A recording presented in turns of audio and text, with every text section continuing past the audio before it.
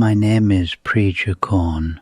I'm 80 years old, and I want to begin by telling you something that took me most of my life to understand clearly enough to actually live differently because of it. Happiness is not what you think it is, and the path to it is not where most people are looking. I spent decades searching for happiness in places that could not hold it, in approval, in achievement, in the permanent preservation of pleasurable states, in the control of outcomes, in the certainty that what I loved would remain, in the satisfaction of finally becoming the kind of person I had always believed I should be. None of those searches failed because I was insufficiently dedicated. They failed because they were pointed in the wrong direction. And every Buddhist teaching I had studied from the time I was young enough to understand language was actually trying to tell me this. But there is a difference between understanding a truth and being transformed by it. And that difference, I discovered, is everything. Maybe you have had moments of genuine happiness in your life, and then watched them disappear without being able to explain why or prevent it. Maybe you have achieved things you believed would make you happy, and found that the satisfaction lasted less time than you expected, and left less behind than you hoped. Maybe there is a kind of quiet frustration underneath your daily life, a sense that contentment is always slightly out of reach, always dependent on one more condition being met, always just beyond the present moment. If any of that is true, stay with me, because what I am about to share is not a promise that life will become painless. It is an honest account of what actually changes when a human being begins to understand where happiness really lives. I was born in northern Thailand, in a life that was not unkind, but that offered very little cushion against difficulty. I learned early, as people learn who grow up with real uncertainty, that security was always conditional, that what was here today might not be here tomorrow. And from that learning, I developed a very particular relationship to happiness. I pursued it intensely when I could find it, and clung to it desperately when I had it. I treated every pleasant state as something to be preserved, every unpleasant state as something to be eliminated as quickly as possible. I was always either reaching for something I did not have, or defending something I was afraid to lose. And in that constant reaching and defending, happiness itself kept slipping. When I entered the monastery, I assumed that spiritual life would provide what ordinary life had not: a stable ground, a more reliable source of contentment, something that did not depend on circumstances being arranged just so. And spiritual practice did offer me something real, but it offered it slowly, and it offered it through a path that was almost the opposite of what I had expected. The path did not take me away from difficulty, it took me more honestly into it. It did not give me better conditions for happiness. It gradually changed my relationship to conditions themselves. And here's what I didn't understand then. The happiness I had been pursuing was always dependent on something outside myself being a particular way. Pleasant experiences had to continue, unpleasant ones had to end. people had to behave reasonably, outcomes had to favor me, health had to hold, roles had to remain. All of that dependency made happiness into something inherently fragile, because nothing outside you is reliably stable, and a happiness that depends on the unstable is itself unstable. Not because you are doing something wrong, because you are building on ground that cannot hold. The first real shift in my understanding came when I began to genuinely investigate what was happening at the precise moment when suffering arose. Not suffering in the large philosophical sense, but the ordinary daily suffering of dissatisfaction, of wanting things to be different from how they were, of the specific resistance my mind offered to what was actually present. What I found, again and again, was that suffering did not come from the event. It came from the space between how things were and how I required them to be. The moment something was different from my preference, my mind produced a particular quality of resistance, and that resistance was what hurt, not the thing itself, the resistance to the thing. This sounds abstract, but it has a very immediate and very practical consequence.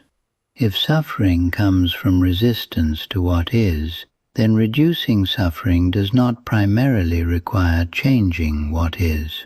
It requires changing the relationship between the mind and what is. And that change, practiced honestly and persistently over time, is what Buddhist teaching actually offers.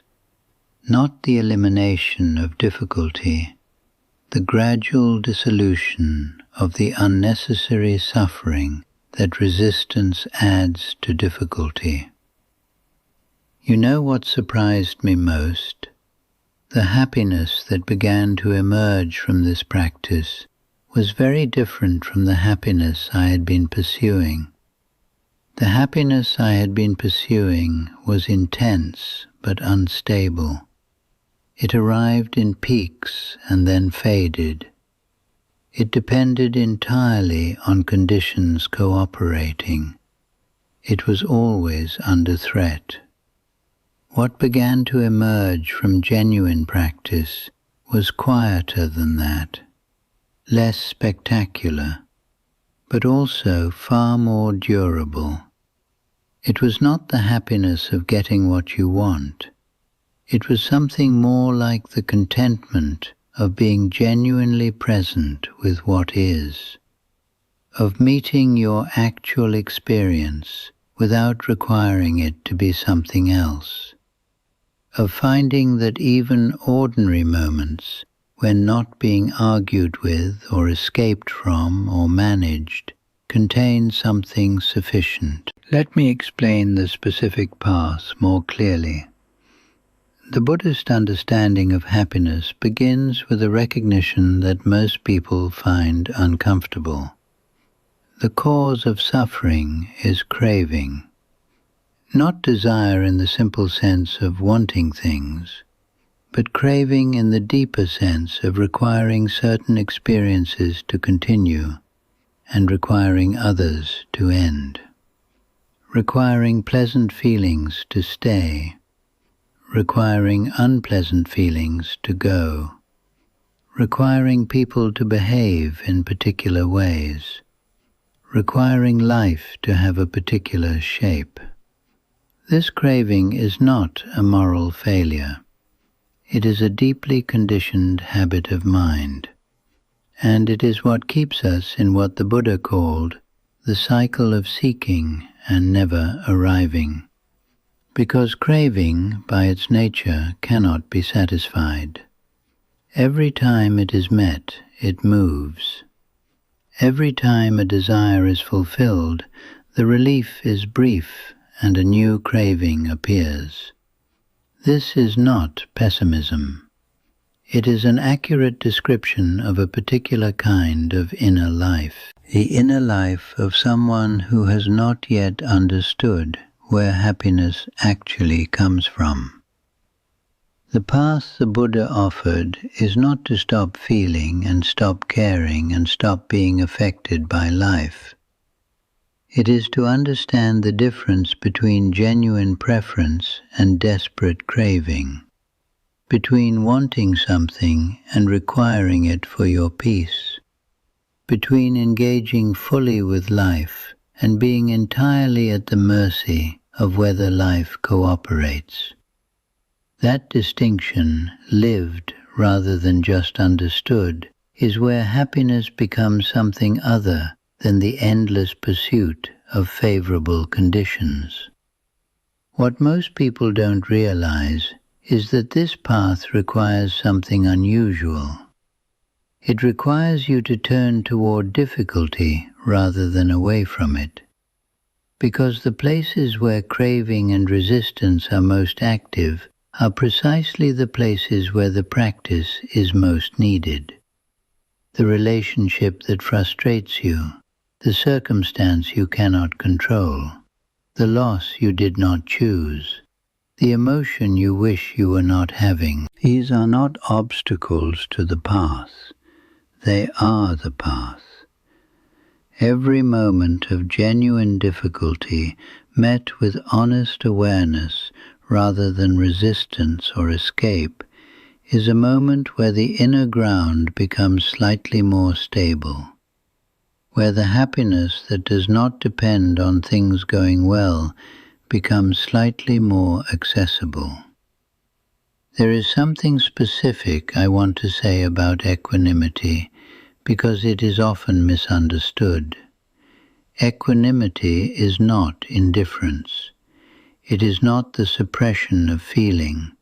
It is not the performance of calm.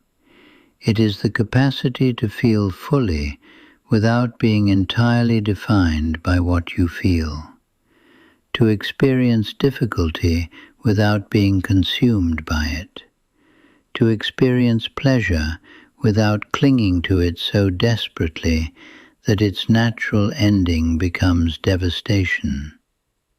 Equanimity is not the death of engagement. It is engagement without the suffering that craving adds. And it is, in my experience, the ground from which the deepest happiness grows. I also need to say something about compassion, because in Buddhism these things are not separate. The path toward your own genuine happiness is inseparable from the cultivation of genuine care for others, not as a moral obligation, as a recognition that the sense of separation between yourself and others is itself a significant source of suffering. The more contracted and self-focused the inner life, the more vulnerable it is to every shift in its own conditions.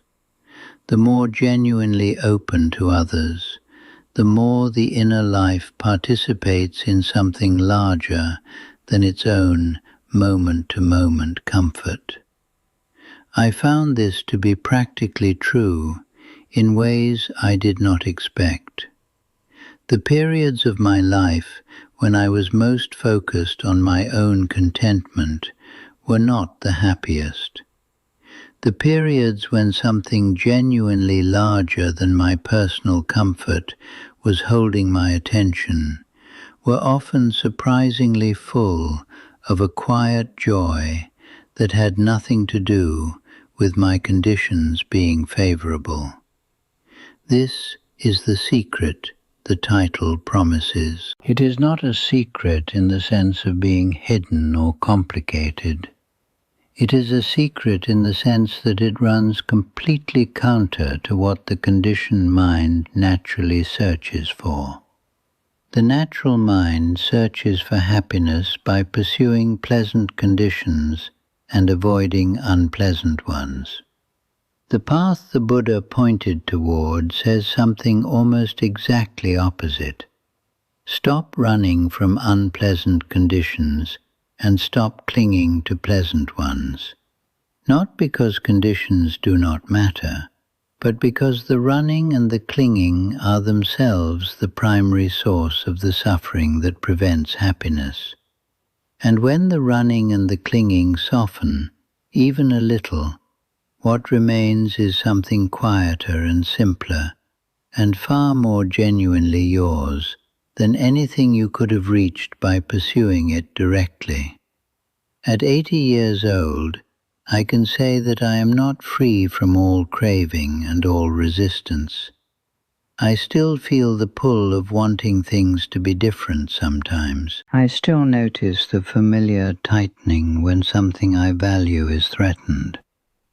But something has changed in the relationship between those experiences and the quality of my inner life. They pass through differently. They do not own the house in the same way, and in the space that has opened up, something has become available that I spent the first half of my life searching for in entirely the wrong direction. If these words are reaching you today, perhaps stay with them for a moment rather than moving immediately past them. Ask yourself honestly, what are you currently requiring in order to be happy? What condition must be met before you allow yourself to feel content? What experience must end before you will let yourself rest? Those questions are not accusations. They are the beginning of the path. And if this message gave you something real, tell me in the comments what aspect of this understanding resonates most with where you are right now. Because sometimes a single honest reflection is the beginning of a very different way of moving through the days.